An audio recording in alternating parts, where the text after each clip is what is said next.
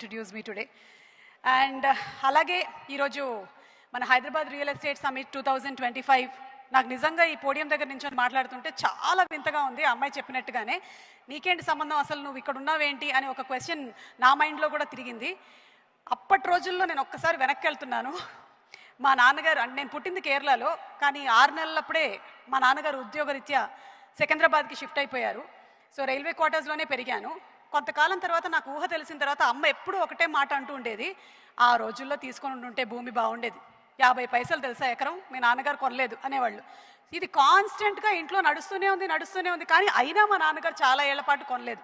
So real ఎస్టేట్తో అనుబంధం అనేది కేవలం రియల్ ఎస్టేట్లో వర్క్ చేసే వాళ్ళకి మాత్రమే కాదు, ప్రతి ఒక్కళ్ళకి, ఈ భూమి మీద ఉండేటువంటి ప్రతి ఒక్కళ్ళకి కూడా అర్హత ఉంటుంది అని నేను గట్టిగా నమ్ముతున్నాను. సో అందుకనే ఈరోజు I'm also very proud to be a part of the Hyderabad real estate summit 2025. ఇక మీలో చాలామంది